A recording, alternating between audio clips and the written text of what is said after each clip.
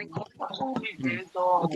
Mama, you can swear conference. You could be was it online conference. Okay.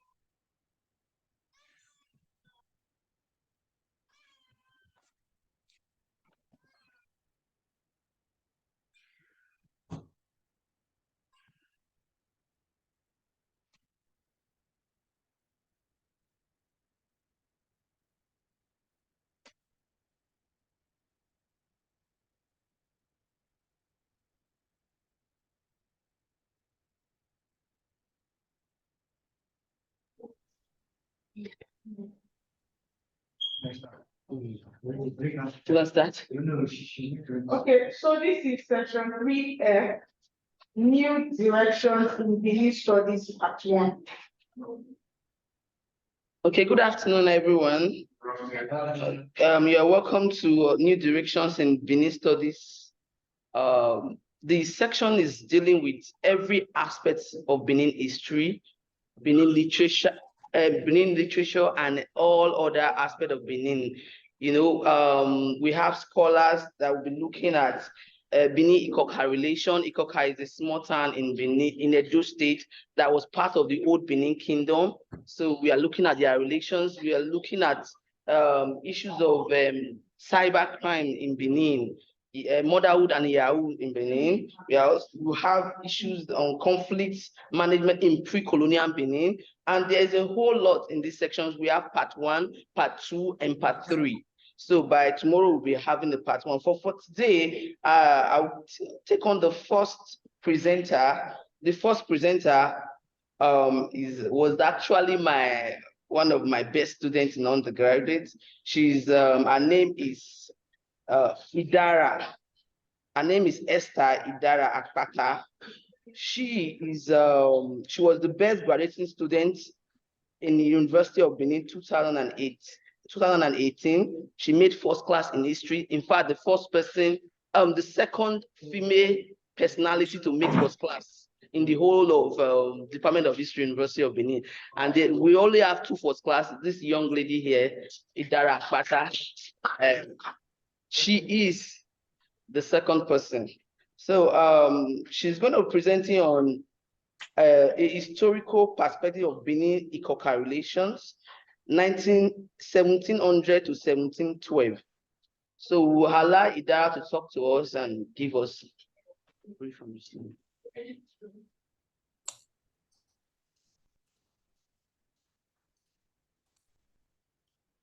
Hello, everybody. Hello. We can hear you. Can you? Oh, awesome, awesome. Can I share my screen? Yes, you can.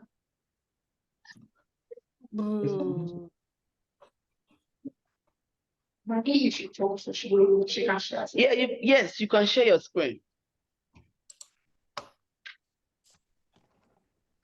1 second, please.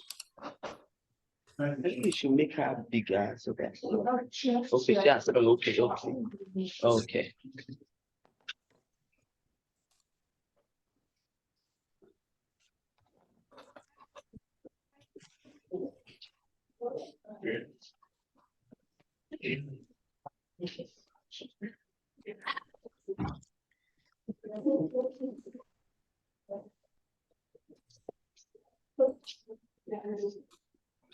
Okay, so my presentation today will be titled A Historical Perspective of Benin and Ikoka Relations, 1700 to 1712 AD. The scope of study, this study focuses on the Benin Empire in the 18th century, because this was when Obayewakwe was the king of the Benin Empire. Now I move on to the aim and objectives. The first objective is to establish the place of the king of Benin in the affairs of their subject. The second also aims to bring to the limelight the village of Ikoka because it is mostly underdeveloped. In order to at least foster some development within this locale. And lastly, the last aim is to encourage scholarly works in future. Now, for the research methodology, I used a descriptive and analytical method to write this paper, and I used two main sources, primary sources, which included oral traditions, and I covered documents, but I gave much more prevalence to oral traditions, and secondary sources, I meant to say, which includes written materials, journals, articles, and a whole lot of books. And then we'll move on to the first part. Now, before we start that, I think I need to give like a brief introduction. So between 1700 and 1712, Obayewakwe was the king of the Benin Empire, and he had a temper. But this was well managed by his mother. We'll get to that. Then eventually, the relation he had with Ikoka was that his mother was from Ikoka, and then after it was ousted as the king of the Benin Empire, the palace was ransacked. He fled to Ikoka to seek refuge because on the mother's deathbed, she said that if he ever ran into trouble in the Benin Empire, it was imperative for him to go to Ikoka, and our people will receive him. But when he got to Ikoka, our people did not receive him. And this caused him to place curses on Ikoka. Now, the research question is whether or not these curses are still viable with reference to the development of Ikoka, or is it just like mere developmental concerns? And we'll get to that. We'll see that towards the end of the presentation. So the first part we need to talk about was the relationship between Obayewakwe and Ikoka. Like I said, his mother was from Ikoka. Her name was Ewe Bonoza. His mother then died because initially she was like a source of strength to Obayewakwe. So after her death, it was very sad, and so they went to Ikoka to make burial plans for the mother. And then, sorry, I meant not Ikoka, Uselu for a burial. And then for our burial, because according to tradition, when a prominent person dies, so the Oba of Benin, his mother, maybe the wife sometimes, they are to be accompanied by other people, so slaves of the kingdom. So because of the mother's death, it killed about 800 persons, and also murdered title chiefs from Ikoka, because apparently they wore black clothes instead of wearing white to the funeral. And according to Benin laws, this was prohibited. So he killed them. Now, because of this led to a rebellion Who's in charge of the peace process? against him. Yeah, also those in position of authority. Sorry. Yeah. So this led to a rebellion by the people against him. So this rebellion was led by the Yase of Benin.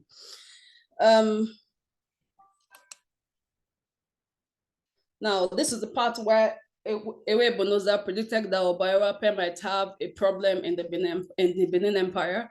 So she told him to seek asylum in Ikoka. He went there, but when he got to Ikoka, he was emulated and he was asked to pass through stages of development that every other citizen passed through. And this was an insult to the authority of the Oba of Benin. And so he placed a curse on the people of Ikoka. Now, he placed 3 curses according to some sources.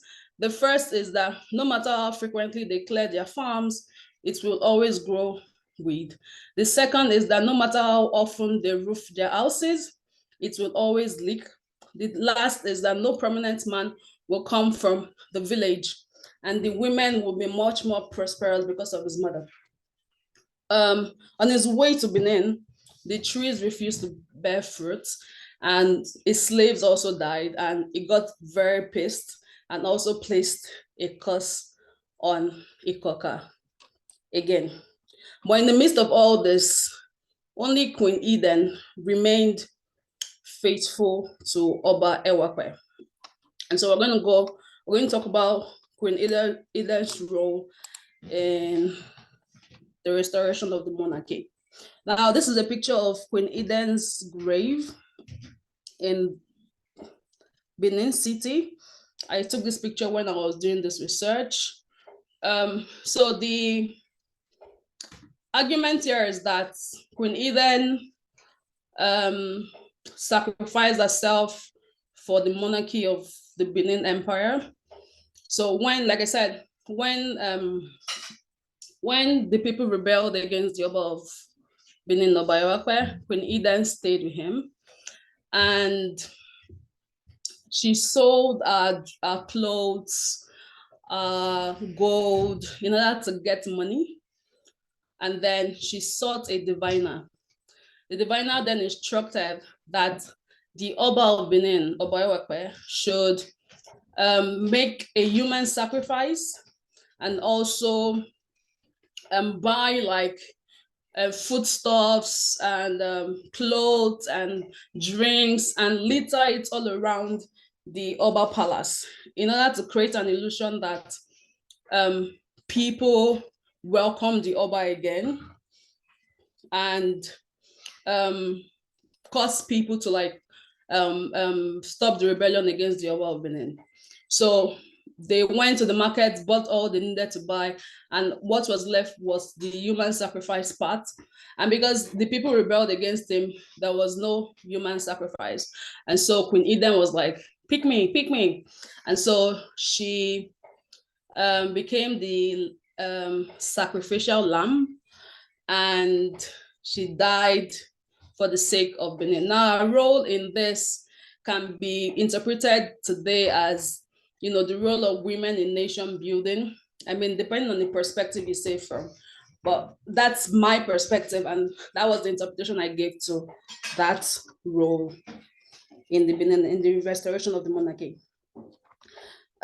So we move on to contemporary Ikoka and the curse. When I got there, because I went to the village in itself, it didn't make sense to just base my research on speculation. So I went there. And then, when you get there, the very first thing is that there is the very high level of underdevelopment. But then, if you look at it again, you will see that it is very similar with other neighboring villages, and even like not even neighboring villages, but even some villages like within the Benin Empire. There is still like a very high level of underdevelopment. You will still see in some places mud houses, very little amenities, very little modern facilities. And so it's like, is the cost relief still viable, or is this just a general situation? Is it just like a case of underdevelopment in this place? So within the Benin metropolis, it's believed that the cost in which the Oba placed on Ikoka is still very effective. To this effect, there's a popular Benin expression which emphasizes the poor state of Ikoka, referred to as, I will butcher this pronunciation, but I think it's Useun Koka. I have no idea. Which is used to weigh like the poverty level of an individual towards extreme poverty. However, the inhabitants of Ikoka do not believe in the potency of the cost.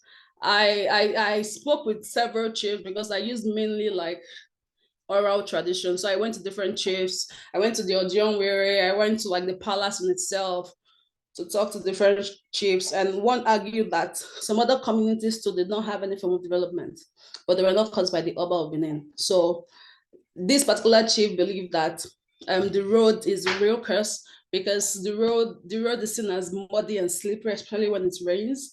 And there isn't like very clear pathway. In fact, when I went there, I needed to take a bike from like a very far away place to the place where the village is located. Like, it was just very uncomfortable. And I went to somebody else because I could not speak the Benin language. I went to somebody that could speak Benin language properly. And it was just a very uncomfortable journey. And, if I'm going to make assumptions based on my experience, I would say, okay, yes, to a very good extent.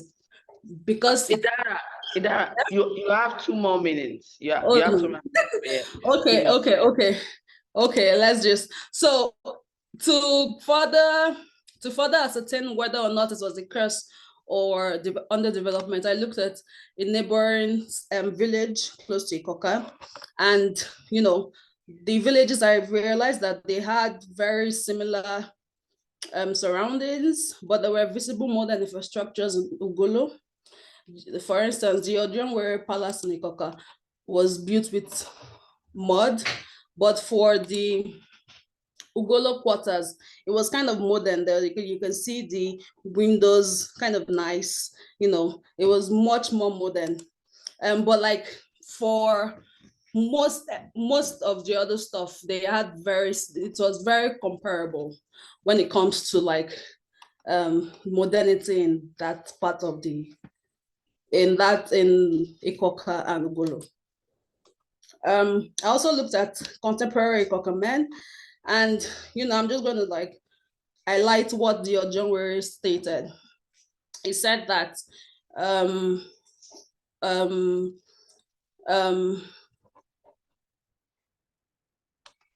if there was indeed a cause somewhere, it would have not been possible to attain 2 cars that he has, 3 houses in one compound, the trailer that he owns. He also gave examples of his son, who was the assistant managing director in PST and Abuja headquarters, and a host of other examples of the men that were present when I went for the interview.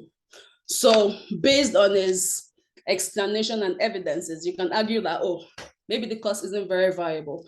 And the chief I met at the Oba's Palace, he argued that the reason for this is because when the mothers are pregnant, they go to other metropolitan cities to give birth to their children. So the cost only works if you were actually born in Ikoka. So if you were pregnant and you went to New Benin, for instance, or Upper Eweka, then it will not be potent. In conclusion, in conclusion, you could say that, because if you look at it from like a pictorial evidence and then historical evidence, you can say, oh, there's a very high likelihood that, you know, the curse of the Oba of Benin was very viable, or is still very viable till today.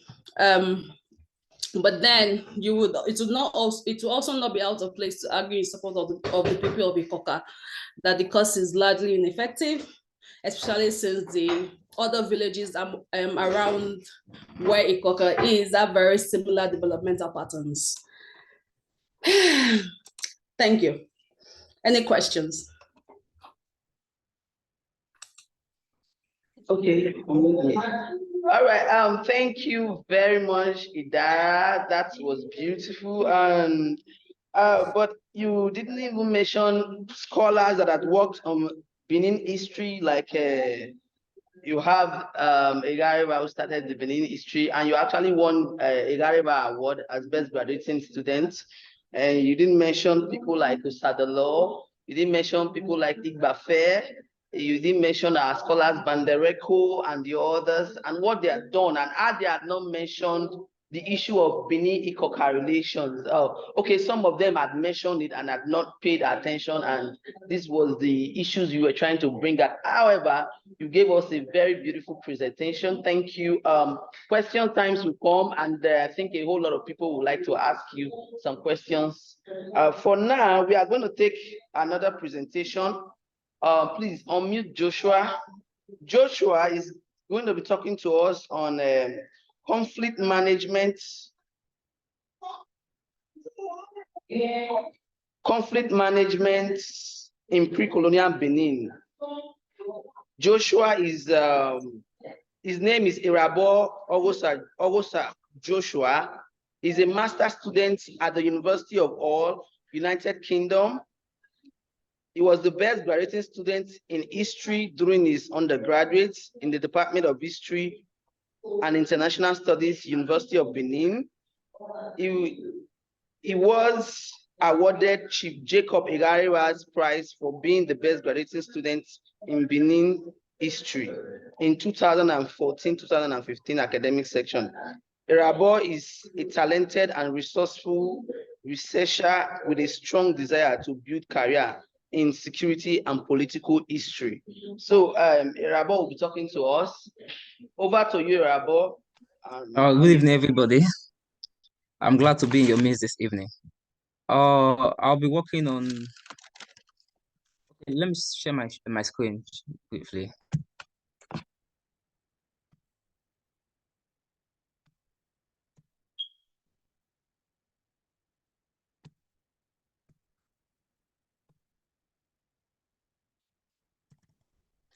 Okay, I'll be working on the topic conflict management in pre-colonial Benin.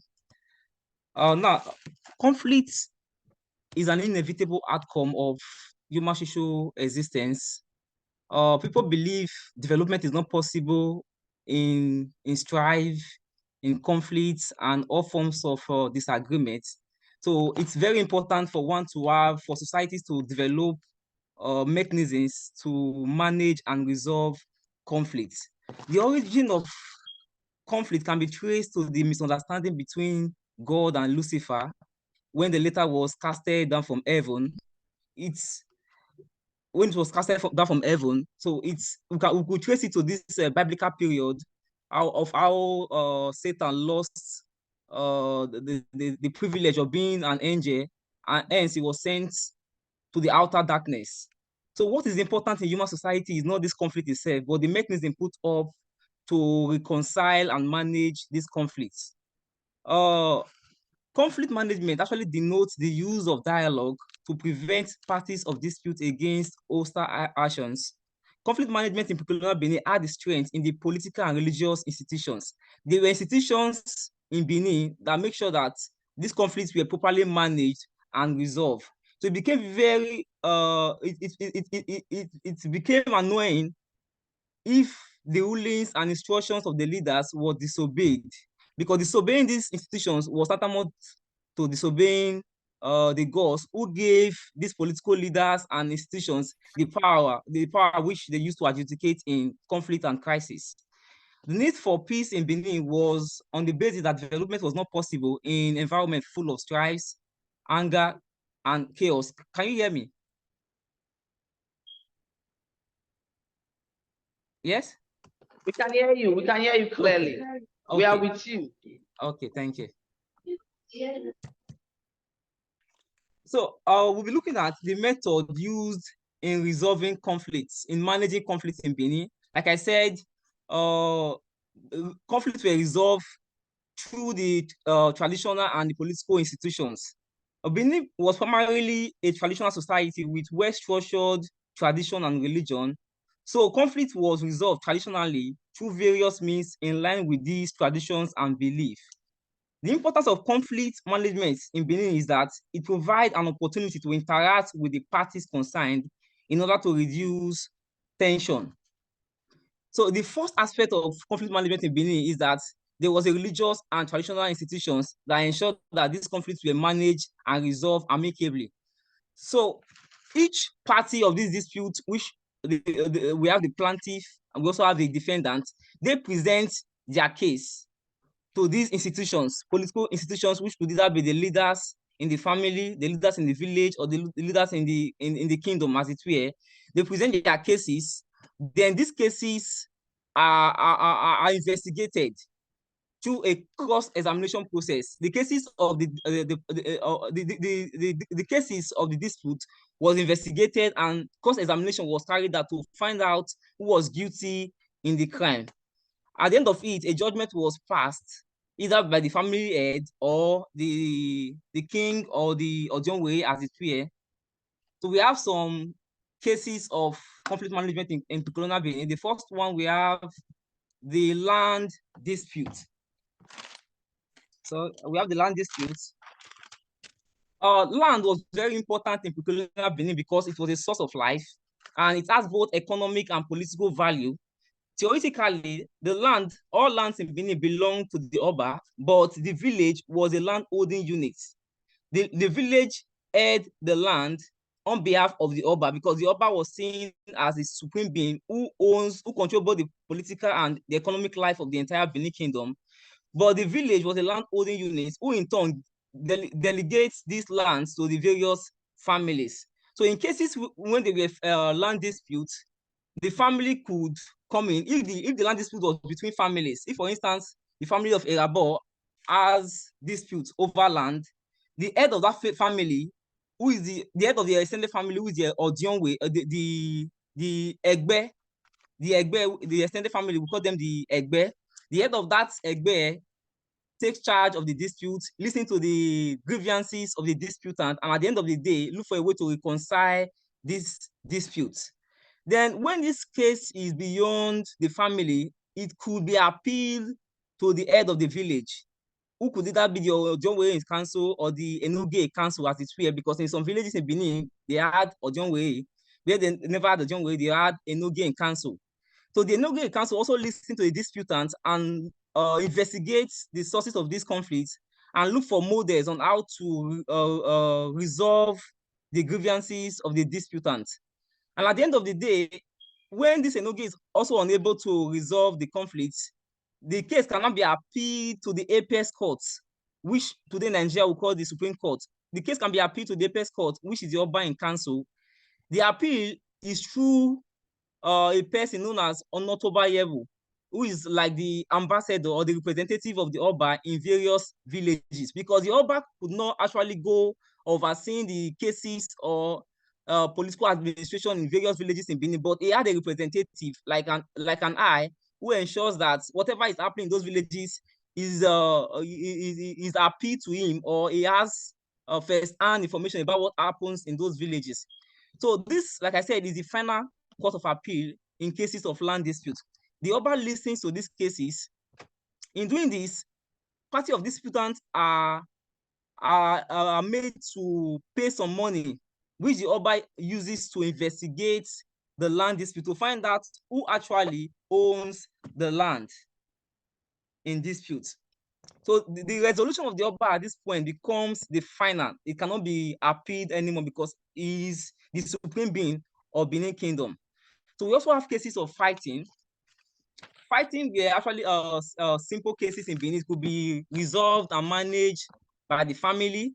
Like I said, in the nuclear family, the father was seen as the head.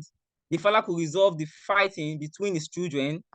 And in cases where this fight could not be resolved, it could also be appealed to the Egbe, which is the extended family, to resolve this fighting. But in most cases, this fighting were actually resolved at family level. There was no need to appeal cases like this to the extended family. So fighting we also resolve at various levels in the market, in various institutions and organizations. So it was very easy to resolve at that time, because the Benin believed that if simple fight was not resolved amicably, it could deteriorate into conflicts that would hinder development of the village and the Benin Kingdom at large. So resolution and management of this conflict was carried out most times when it involved children. These children were flogged and deterred from fighting. And when it involved adults, these adults were advised to sheath their sword and find a peaceful means of resolving their grievances. So the next one is murder cases. Murder cases were very serious and important cases in Benin. As a result of this, it was only the Oba that had the rights to adjudicate in this kind of case. That had the right to adjudicate in this kind of case. There were two kinds of murder cases. There were cases of manslaughter and also premeditated killing. When the Oba in council investigates the cause of the murder, like I told you before, cases that are appealed to the Oba is through the Onotoba level, and this member of the dispute are made to pay some money, which the Oba uses to investigate the real cause of these disputes. So the Oba in council involved the Oba and his council of chiefs. So they investigate to find out if this murder was a manslaughter or a premeditated killing. But when it's a manslaughter, the punishment of this the punishment was actually lesser compared to a premeditated kind of killing. Okay, we also have an important case here, which is witchcraft. Witchcraft was an important and a very serious offense in Benin. In most African societies, there's belief in witchcraft. Witches are believed to possess supernatural powers with which they can cause harm. Since it was a matter of supernatural power, it was only the Oba that also had the rights to adjudicate in cases like this, because the Oba is said to have supernatural powers. It was seen as a demigod who controls the affairs of the people. So this case was also resolved by the Oba in council. In order to resolve and manage this case, this person accused of witchcraft was tried by a method known as ordeal method. By ordeal method, the person is made to drink a concoction made from the bark of a certain tree. Then the water from this concoction was dedicated to a sacrificial object, which is also a deity, which could be Songo, Ogun, Ososomaye, and the rest of them, is dedicated to this sacrificial object, after which the witch or the accused person is made to drink this concoction. If he survives after drinking the concoction, he is set free and declared innocent.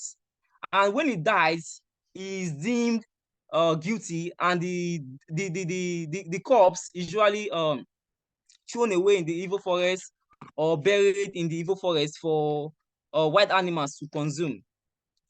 So we also have boundary disputes. Like we know, boundaries actually separate kingdoms and villages. There were various kinds of boundary disputes in Benin. There were boundary disputes between villages and disputes between Benin and other kingdoms. While the dispute between villages was usually appealed appealed to the Oba in council, it was resolved by the Oba and his council of chiefs.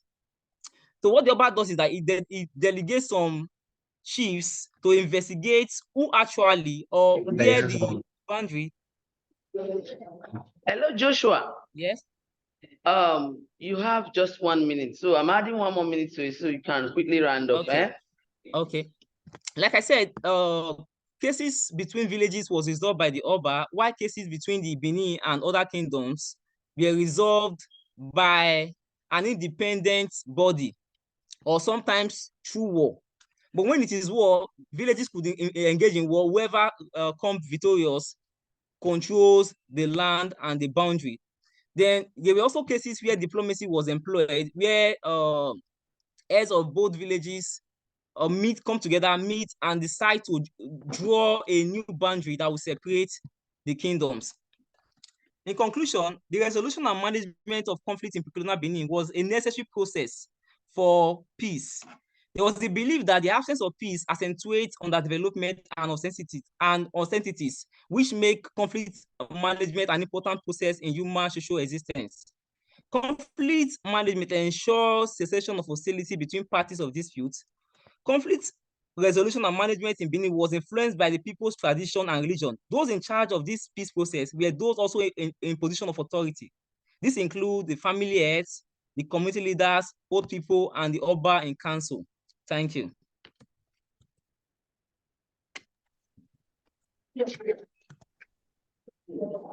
Thank you very much, Joshua, for your presentation. We'll get back to you on questions. That was actually a beautiful presentation. I like your graph and your analysis. Thank you. The next person we are going to be taking now is, please unmute Patricia Owen Eremosele. Eremosele is owns a PhD in African. Okay, he's a lecturer and a traditional costume researcher and the founder of G.O. Owens Foundation, an initiative that is committed to develop and rehabilitate and promote African identity through indigenous costume and art. She's actually a lecturer at the Department of Theatre at University of Benin. So Owen, the floor is for you. Okay, good evening, everyone. Are you hearing me? Yes, we can hear you. Okay. The title of my paper this evening is Benin People Dress and Accessories as Identity in Benin Arts. We all know that a lot of stuff have been carried out on Benin bronzes in terms of history. But when you look at it in the perspective of performance, I think little or no study has been done on this aspect. So the aim of this study is to identify Benin dress and accessories as an identity in Benin arts. The Benin arts are primarily made of cast brass and carved ivory, which provides information about the people past kings and queens to honor them in their greatness. It also expresses the role and rank of chiefs, title holders, priests, court officials, and attendants who make up the Benin Kingdom administrative system. The basic significance of Benin arts is the information that it contains, past personalities and events that has contributed to the wealth, spiritual, and political greatness of the Benin Kingdom are its contents. The arts of Benin first became known to Western viewers in 1897 with the invasion that took place, which led to the looting of these various art objects in numbers. Of course, for a Benin scholar and indigene, the belief is that these art objects are historical materials that serves as record keeping, as at the time when there was no other means of keeping records of events that happened in the past. So they rely on these art objects to keep information that has to do with our history, dancing, music, and lots more. The interesting thing about these various objects is that none of them works in isolation. These objects can be studied from different dimensions of the culture. The history, the ceremonies, titles, personalities, songs, events, and body adornments.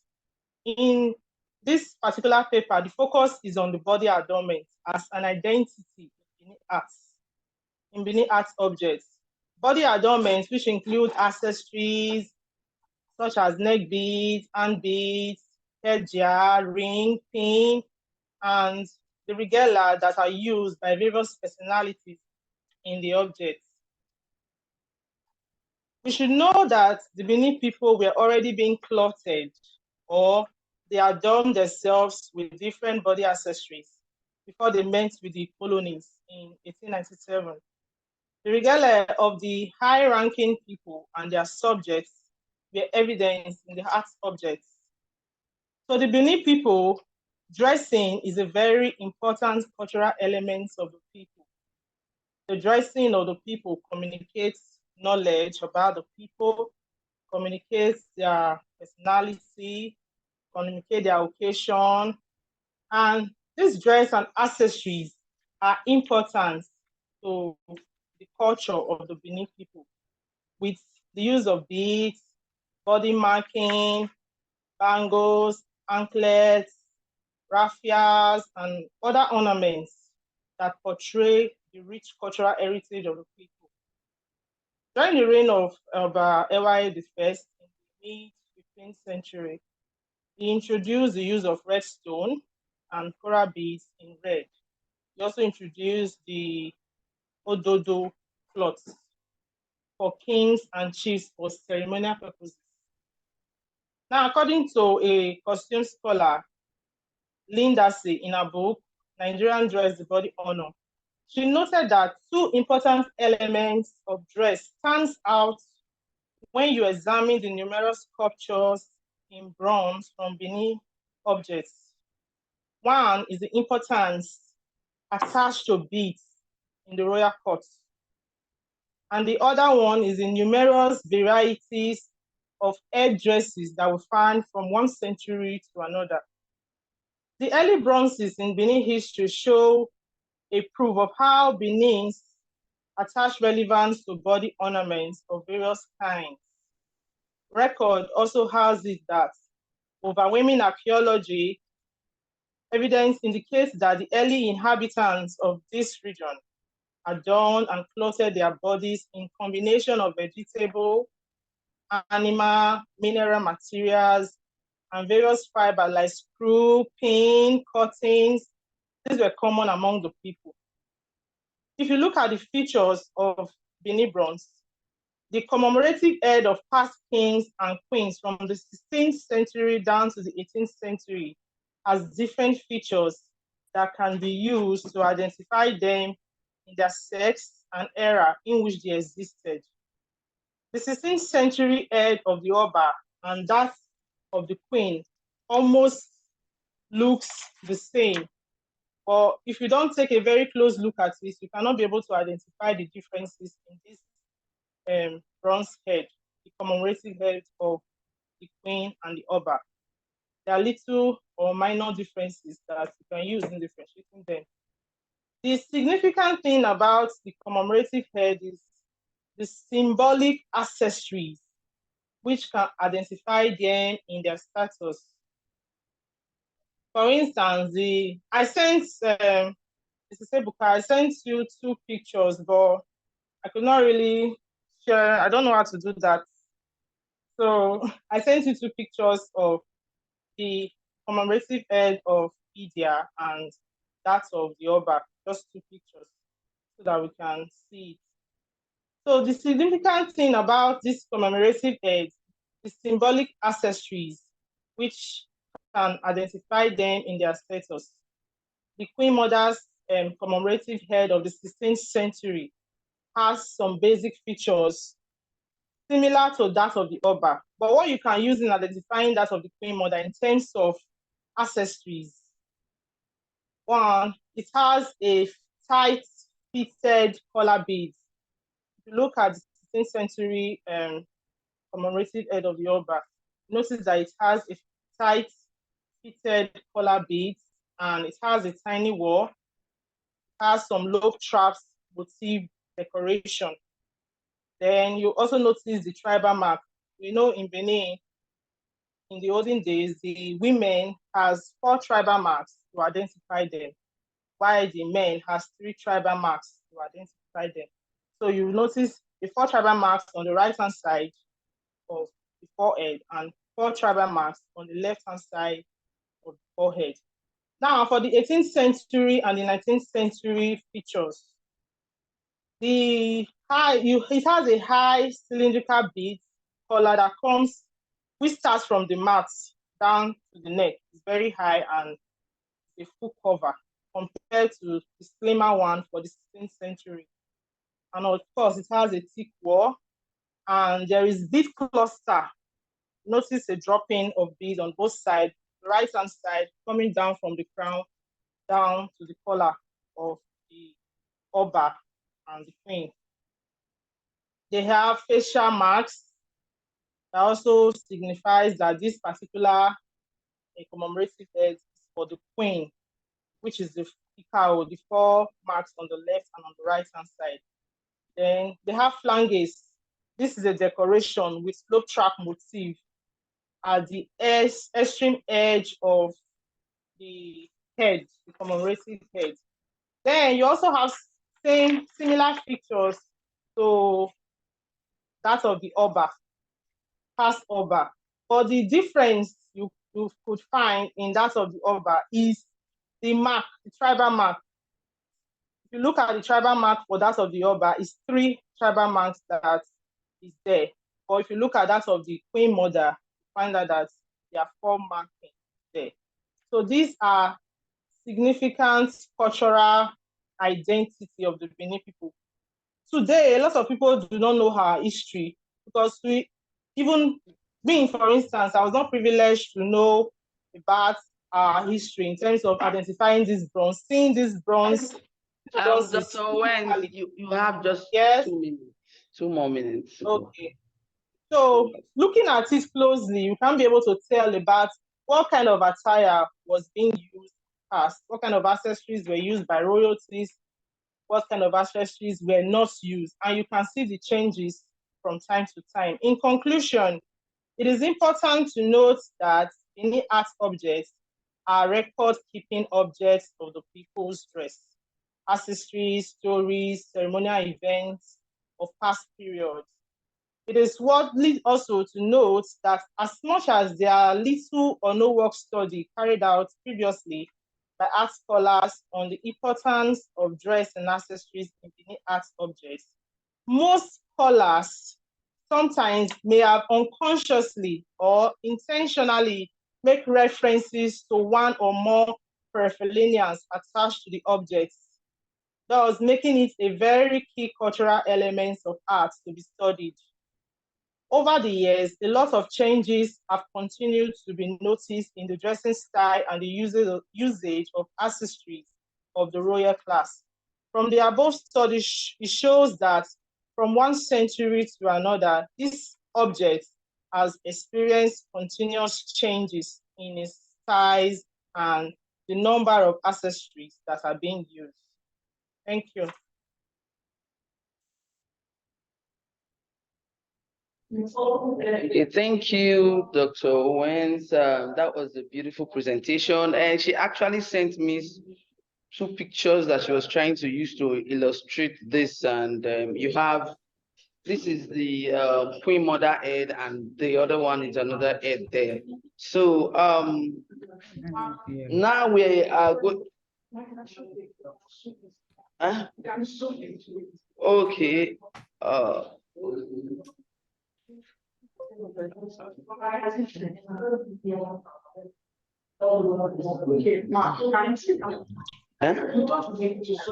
Okay, no problem. So I think that was a beautiful one. And the next presentation is Benin Women and Migration. Benin Women and Migration by Mary Unoma. She there? Is Mary there?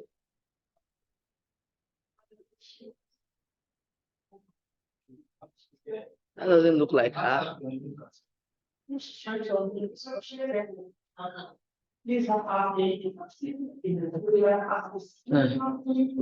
the one.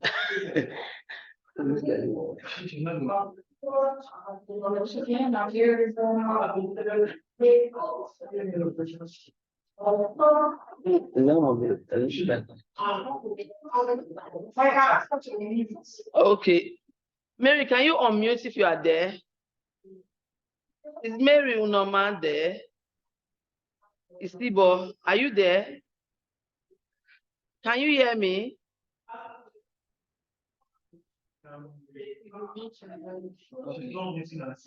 Okay.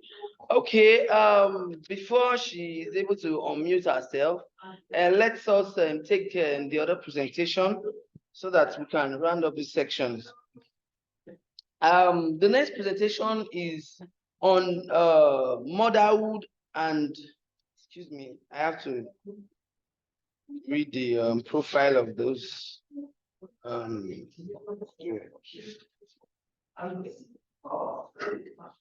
Next presentation is titled Motherhood and Yahoo Boys in Benin.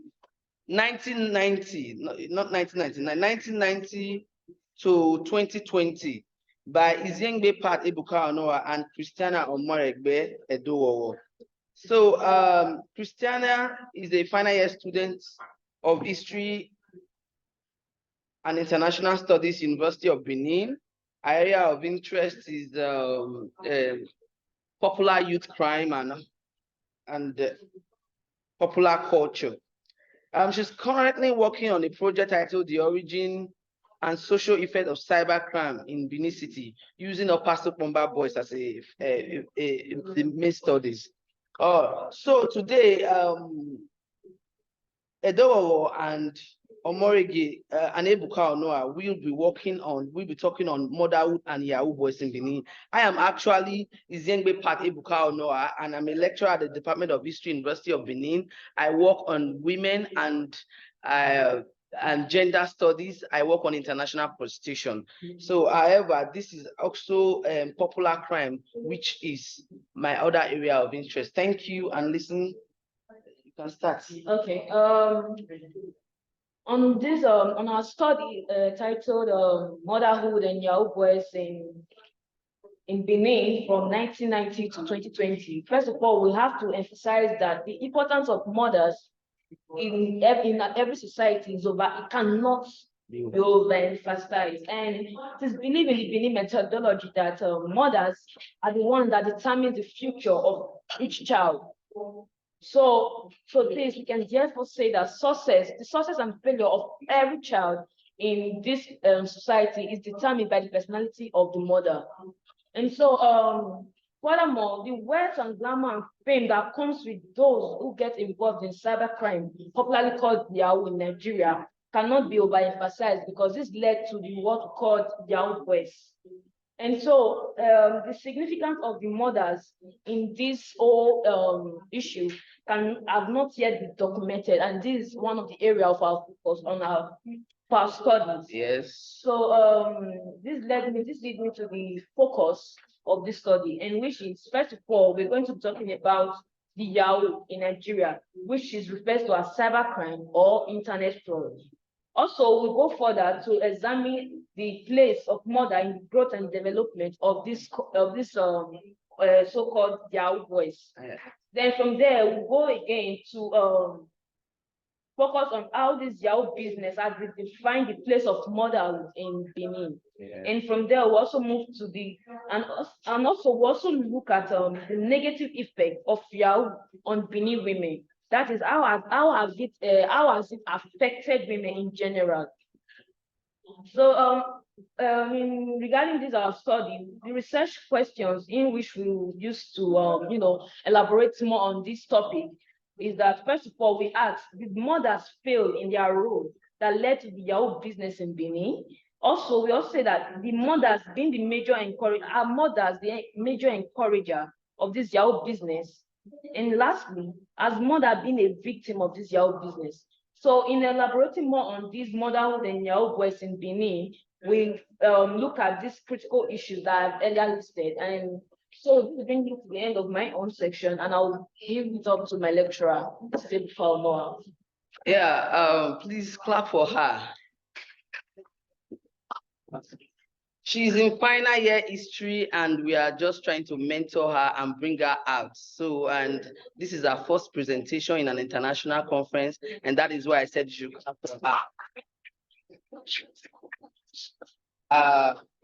Okay, thank you very much, Diogo. Our work is actually divided into 3 sections, or let me say 4 sections. We have the introduction, then we have the concept of motherhood. In Africa, we have mothers as source of protection, mothers as source of protection and spiritual guidance for Yahoo boys. Then you have the issues of single mothers and Yahoo boys. Then we have barrenness and motherhood and Yahoo boys in Benin. Then we have the issues of rituals and motherhood mothers and rituals in Benin. So actually, when you look at the work of Stephen, when he was looking at the issues of motherhood in Africa, he talked about how important the place of a mother is in Africa. In Benin, for example, we believe that whatever you become in the future is so tied to whoever is your mother. For those who are Benin scholars, you already understand this value. Our mothers are the firm strength of a mother can build, make, and unmake a personality. So when you look at Benin studies, you see that a whole lot of people like Edo, Igbafe, they've all looked at different aspects of Benin. But we are coming from another perspective, trying to look at the history of some popular crimes in Benin, because Yahoo are taking center stage of Benin, taking center stage among Benin boys. It has become a major issue that among 10 boys in Benin, if I had interviewed 10 boys, if I interviewed these 10 boys, 7 or 8 of them are involved in Yahoo. And most of these young men believe that they can't do this Yahoo alone. And they do it with comfort, or in the comfort of their home, some of them, and under the protection of their mothers. And their mother plays significant role in this issue of Yahoo. And these are the issues that we're trying to look at. So first, we look at the concept of motherhood in Benin and in Africa. Then after looking at the concept of motherhood, then we begin to look at what Said and Aderiton had said on the issues of Yahoo as becoming a popular culture in Nigeria, gaining great acceptance. You know, at the beginning, when because I'm looking at it from a historical perspective, when we were talking about fraud in Nigeria, we talk about 419, this person, the 419. That's, you look at the 1960s, the people that were involved in fraud were regarded as 419. But from the early 90s, the issue of cybercrime began to emerge in Nigeria. So, and these boys, because they use Yahoo Mail to do the transformation and everything, so they were called Yahoo boys. In Benin, from early 2000, the issue of Yahoo boys began to gain significant attention in the Benin metropolis. Every young boy began to look for a place to learn the business of Yahoo. And most of them, their mothers, their parents were involved in it, especially their mothers. So for you, in order for you to break forth in Yahoo, your mom will be your spiritual leader in the place of prayer. If she does not believe in African traditional religion, if she's not going to Olokun place or Shango place or Romila place, in Benin, we believe that the god of wealth is Olokun. So the worship of Olokun for Yahoo boys is something. So you can go to Olokun and say, oh, help me in this, let my client pay me, do this for me. And most of these young boys do not understand this African traditional religion. So it is their own mother that will do these things on their behalf. What about those that are Christians? It is their mother that go to prayer ground to labor for them in the place of prayer, that their client, isn't it? Yeah. Their client should pay in time. So these are the issues that we are analyzing. Then also, we try to also balance the issues by looking at the important place of mothers again in the place of rituals. When Yahoo boys want to go into the one we call Yahoo Plus.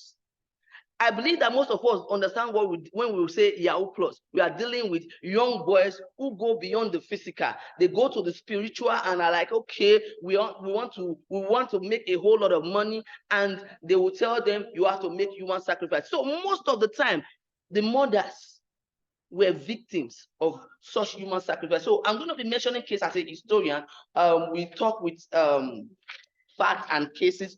The first case I will mention was in 2018. 2019, a young man was sent to Benin prison, and in Benin prison, he was almost beaten to death because of what he did. So at the moment he was brought into prison, the prison was turned into, everybody was angry. What did he do? This young man was told by what we call Babalawo, and as in the traditional African traditionalists, that, oh, that if you want to become a very wealthy Yahoo boy, this is what you have to do. And what was that? He was to kill his mom and then rape her. How many times? That was 2018. Okay, was to rape her 7 times, then become a wealthy personality. So why are mothers always the main point of rituals in Yahoo?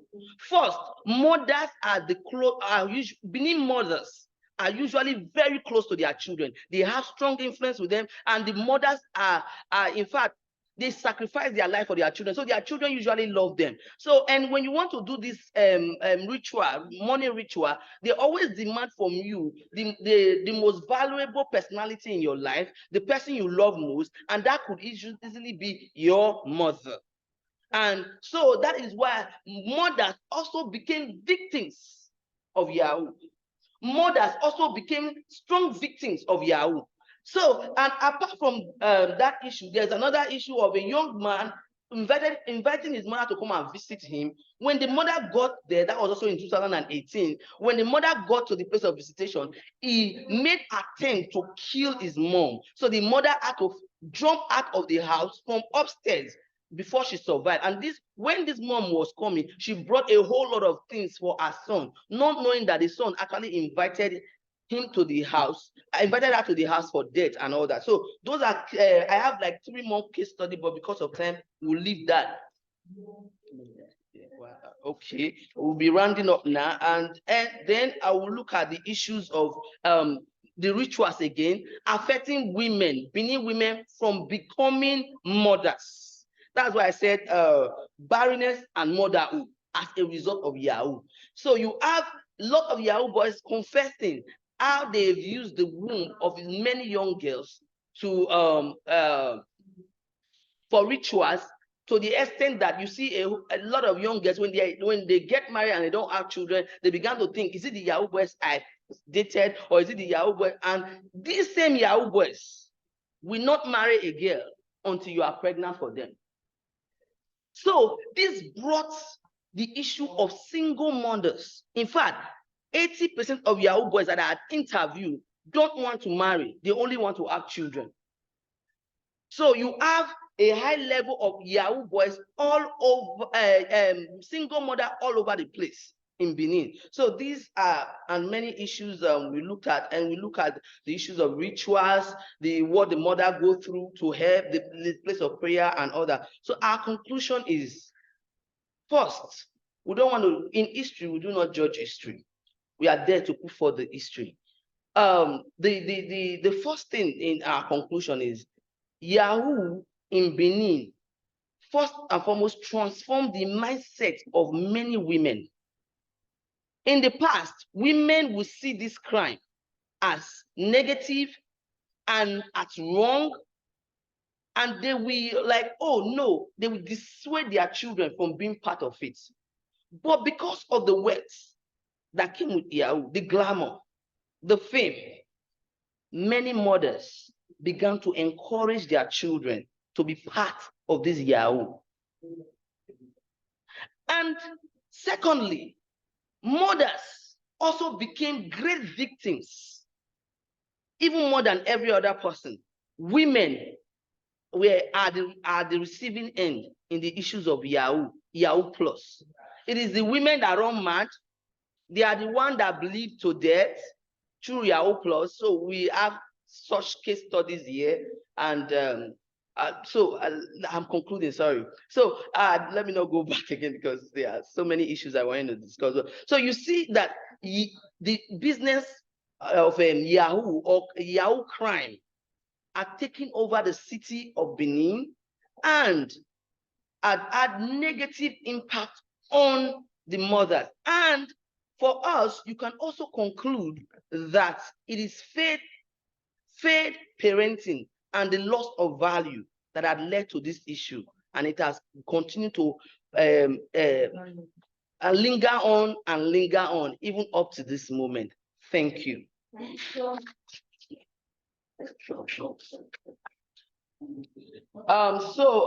the other panelists, I hope you are there. Are we able to talk to please Unoma? Can she talk to us now? Mary, she's not unmuting herself. Okay. No, it's Zoom is like it's that from Zoom. This is Mary. She's not. Oh, look at the other Mary there. Yeah. She's the one. The fair one. That's the person that's supposed to present. Okay, let me send her a message to unmute herself. Unmute yourself. No, it's not this person. No, the fair one. There was a fair lady. No. Yes. Yes, this is the Mary. Yes, the one. This one. Yes. Unmute yourself. So, Mike, you can unmute yourself. Can you unmute yourself? Unmute.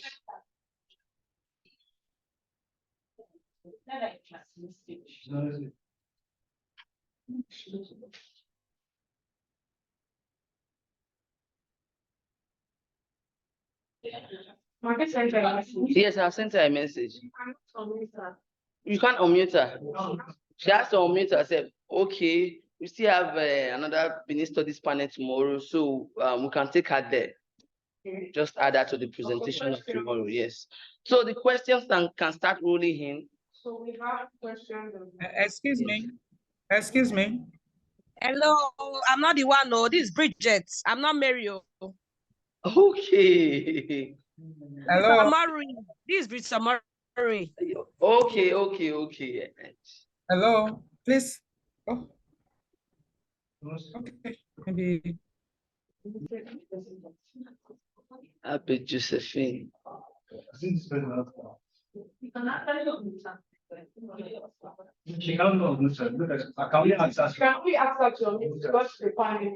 a panelist, so we can only ask her to unmute herself. Okay, we can take questions. Let's take our questions.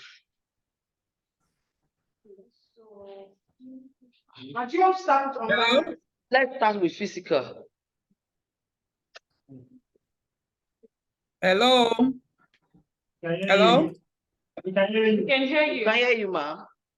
Okay. Good evening. I'm glad to be here. I'm Abe Josephine from Theaters Department. Thank you, ma'am. Thank you. It has been wonderful discussions that we have had. I was going to suggest that the Mary you are talking about, Unoma, yes, she's captured as Mary Unoma Isibo. I'm sure because she entered with another person's identity. That was what I saw on my own. I entered in the identity of Iziengbe. So she wouldn't even know that she's the one you are talking to. So I was going to suggest if you have her number, her phone number, you could call her directly to say it's her time. I've sent her a message that she should unmute herself. Okay. She said network is very bad. I can't unmute myself. Okay. Oh no. So she will join the presentation tomorrow. We have a second panel tomorrow. Okay, that will be fine. I will. Thank you, ma'am. So we are taking questions to start from here. You can, yes, Stephanie, you can ask your question. I really enjoyed the presentation. My question is directed to last presenter on motherhood and their voice in Benin. So we were presenting to speak closely to the session I just attended on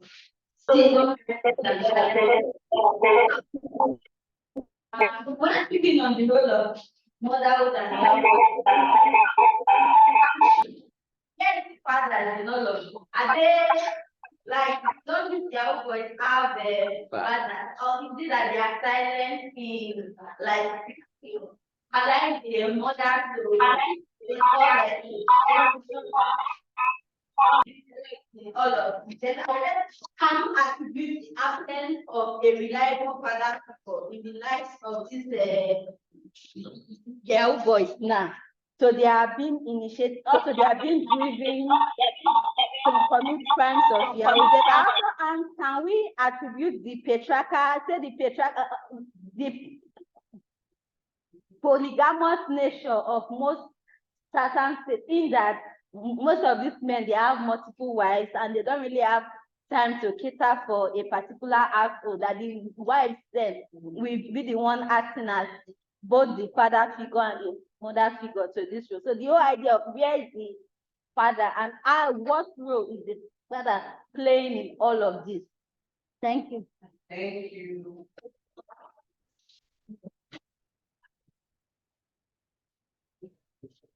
Okay, I want to thank the speakers. Thank you so much for your presentation. It was eye-opening. I just want to make a comment and then probably ask a question. So I have a little challenge, especially with the image that this presentation gives to the Benin or to the Edo or to young people in Benin. It is a well-known fact that Yahoo, in quotes, which has other names in different regions, is not just a Benin problem. Neither is it a Nigerian problem. It is a worldwide problem. As a matter of fact, statistics has it that the highest number of cybercrime are not even, the highest number of cybercrimes are not even Nigerians, as a matter of fact. So I am not so comfortable with the way it sounded as though every young person in Benin is a Yahoo boy. That's one. I think that should be corrected. And then, secondly, I want to know who exactly do you think benefits more from this cybercrime? Who do you think, and what exactly do you think it's spoiling that? What exactly do you think is instigating the continuity of this? Because I would want to look at it from political and economic perspective. Why do young people, or why do mothers, for instance, encourage their children to go into this? And why do young people, why are young people interested in continuing in this act? Thank you so much.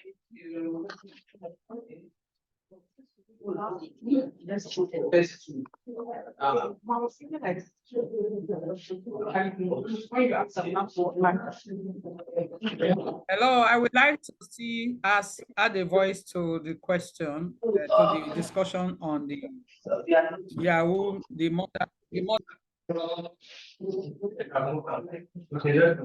Okay, good evening, everyone. My name is Dr. Martina Amorodion. So I just want to make a contribution to this paper. And one of the first things I want to say is that we should, when we do academic research, one of the things we should do is to show rigor and show that it is why that's why it's called research, meaning research has happened and you are doing it again. We should be careful about adding to the stories, to the essays, to the fables that people spread, which is what one of my speakers has said before us.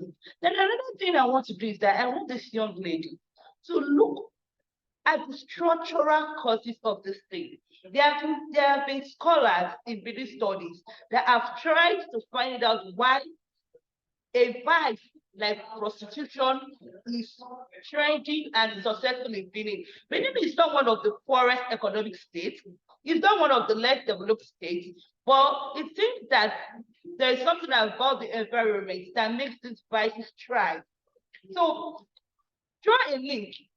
Is it what has brought prostitution that is now spurring internet scam? Let's be careful of using the word Yahoo. That is spurring internet scam.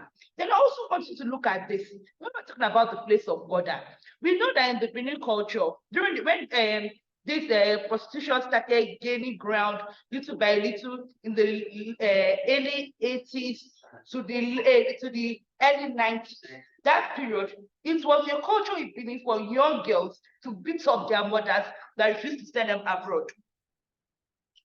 So is it because these women have received the repercussion of not sending their daughters abroad then? It was normal. You see public disgrace, you will see a girl beating up her mother, and they'll say, everything happened. Say the mama no send her go abroad.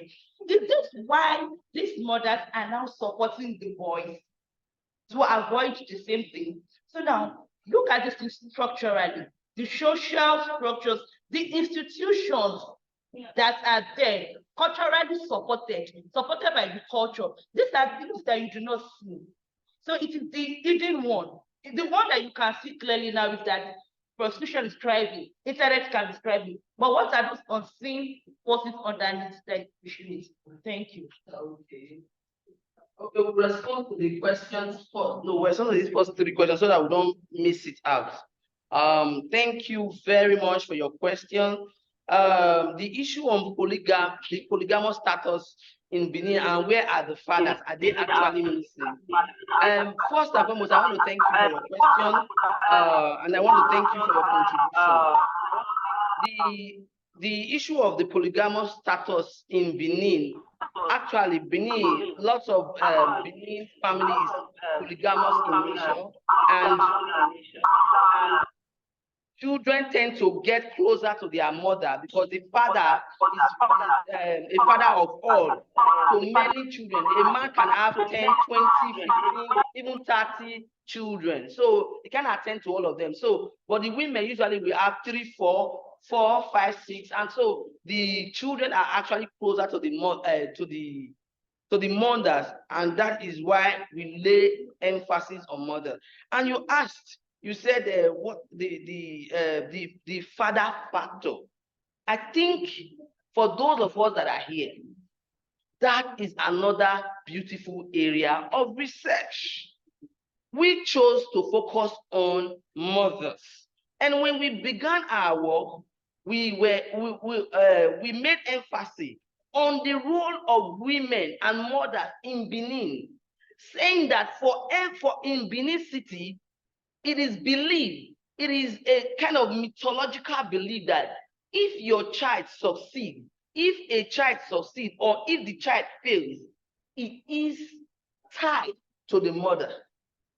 So for you to be a strong woman, for you to be a powerful woman, it's evident in the kind of children you have raised. Are they wealthy?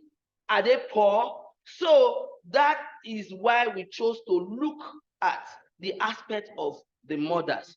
So for the other aspect you have brought in, beautiful. Somebody else can look at it, or we can also look at it in the future. It will be another paper on its own. And thank you for your innovation. That was so beautiful. So, and what do you think about the benefit of, the second question from Ms. Osaweme Omorige, you said Yahoo is a global issue. Yes, it is clear in our work. It is a global issue. But we chose to analyze the one in Benin. Like what we are dealing with now, when we were looking at Adebusi looked at Yahoo in Ilorin. People are looking at it in different towns. So we just said, let us look at it. A whole lot of people had looked at it in Benin. A lot of scholars had worked on Yahoo in Benin. But we chose to carve out a very small aspect of it, to build our own research, which is the role of mothers and how the Yahoo also affect mothers. Then the issue of benefits. Usually, when these children become wealthy, who will they see first? Their mothers. So that is why you see that the mothers are also the ones that encourage the children. So I did not bring out some issues. The interviews we conducted, and the young boys who are in what they call HK, some of them were taken there by their mothers. These are people we spoke to. They said it was their mother that paid the registration fee for them to go and learn Yahoo. You understand this? So it is not tied to Benin alone. It is everywhere in Nigeria right now. In fact, I watched a documentary on the level of Yahoo in Benin, in different cities. I think Benin was number 2, Lagos was number 1. So people have worked on Lagos too. We just work on Benin and the place of the mothers, especially even the Christian mothers. I am in a church where you will see women, they will be going to feed, the feed of prayer. They are praying for their Yahoo sons. Now, because of the benefits, most of these women no longer know whether it is wrong or it is right. Just the way and the issues of international prostitution, when women began to encourage their daughters and sell their daughters into the street. Thank you. We'll look at the questions online right now because of time. I have hello. 3 questions online. Convener, I have something to say concerning the paper on mother and child and the Yahoo stuff. First of all, I have listened to the various questions and comments on it. I like to state that yes, a research can be broad and a research can be specific. So choosing Benin as a case study of your work is not out of place. And it does not also situate, or project the fact that these abnormalities are more found in Benin. It's just that your point of emphasis is on the Benin people. And like you have also noted, people have studied from other states. Even within those states, you could have various sections. For instance, they have their headquarters or even ECPOMA. So done Benin. But I want to say that, of course, this is a scourge. This is a scourge that is global. It is a scourge that is global and definitely to be addressed from different perspectives. I know that the minutes you have may not have provided you enough time to give us details of your paper. So what you did was a summary of your paper.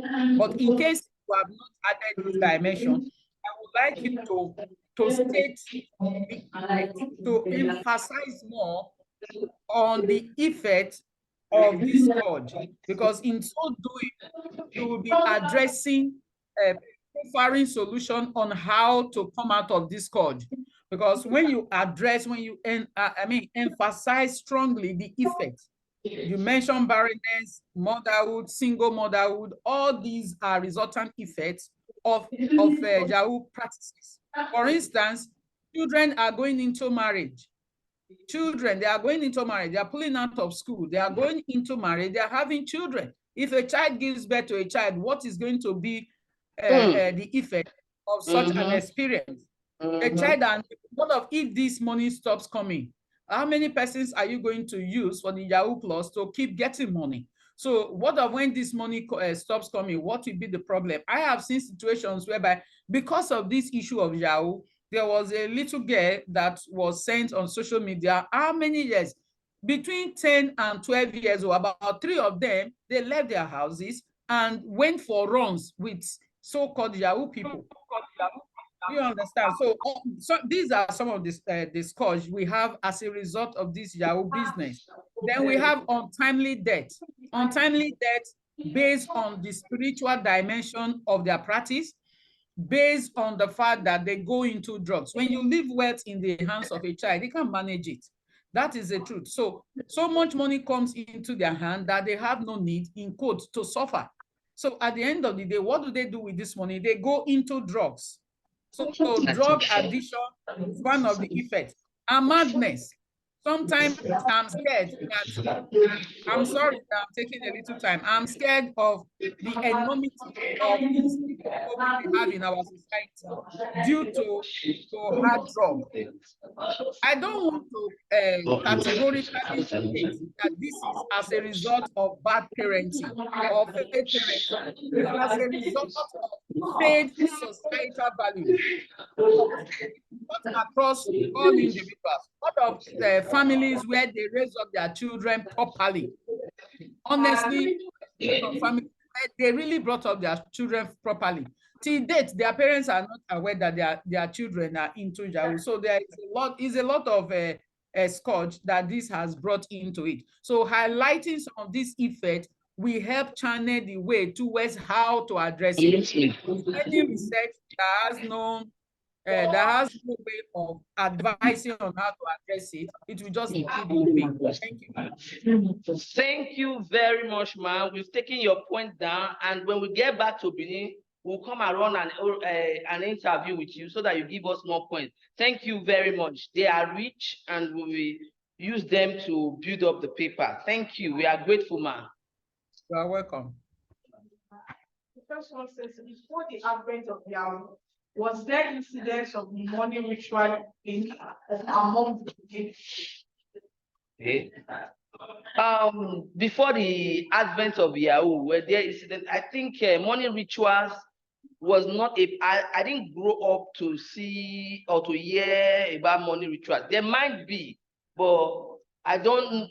In Benin, usually we used to laugh at the Igbos that they are the ones that do morning rituals. So there might be, there would be, because it's not, there would be, but morning rituals, I didn't grow up to see that. I think it's more recent. It's more recent. But one thing I can say is that the morning rituals, they tend for having it comes to the beginning, ritual with the traditional because we have our native doctors. Now, I've had a encounter when I went to this, and the next day, they don't still really do African insurance and the rest. So we had to simple traditional but we didn't practice. That okay. And the morning rituals we are talking about, that type that you're talking about, it is not like using human beings for those they were not things that were popular in Benin. No. From my own understanding, I think that's what I can say about that. Then the next You have just one more question. Okay. This person says, beyond the faith, I would like to know if the article examines the severe economic condition in the situation in the country encourage mothers in Benin to engage in this internet scam. Person now further clarifies and says, I meant the role bad economic situation played in mother encouraging their children. Person would like to know if the paper also examines that. Okay, that of course. That is the main issue. If there was no economic situation, these young boys are intelligent. You think they will go into crime? They won't go into crime. At least it will just be few of them. If you graduate from school, you get a good job, you have something doing, or you learn skills, you can use that skill to eat well, get a good accommodation, and have something good to live on. People won't get into this. It is the suffering. It is the poverty. You know, if a mother is wealthy, for example, and the son comes back with wrong wealth, and she's okay, she's doing well, you think she will encourage such son? No. She will say, what's this? Are you hungry? She will send that son back. Most times, the people that encourage this are poor women. Women who are going through financial difficulty. They not see liberty. They not see deliverance in the place of Yahoo.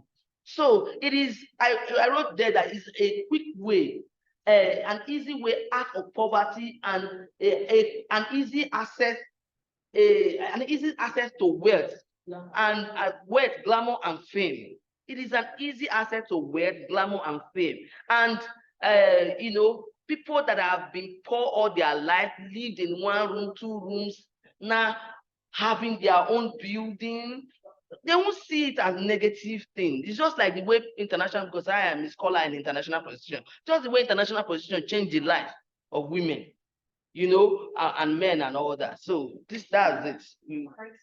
Lastly, Kali Quartz says wonderful scholarship. Thank you. That's what we have from the Okay. Thank you, everyone. We hope that you'll be part of our panel tomorrow by 9 a.m. Okay. Have we closed? Yes. Have we closed? No. Sir, you can, yes, yes, sir. She was the one picking it. I didn't see you. I'm sorry. Please, I'm so sorry, sir. I apologize. It was from my end. No, sir. We can still take you. Okay, thank you. Sorry about that. You have to gender positive. I'm sorry, sir. It was from my end. Okay, now what I want to contribute to this your work is that it's very good, but I want you to look at, you have to do the history, the story, guys. You do a deep, yeah, because in Benin, I stay in Benin. I stay in Benin for almost 17 years. So I started staying in Benin in 1984, before Ikwanini Saga. So in Benin that I knew before that Anini Saga, it was very peaceful. They were well cultured together that you cannot even become a lady, let alone a married man. But things went apart as of late 80s. So my own contribution is that we have to find out what has really caused all this deviation in cultural value of Benin, that I and others know that they are well cultured. Thank you. I wanted to, can I make a comment on the costume we love that point, and we'll go into that because we were looking from 1990. So you have taken us back to 1980 to historicize the issues before. Thank you very much, sir. And thank you everyone that is here. We hope that you'll be part of our panel tomorrow by 9:30. 9:15. Thank you.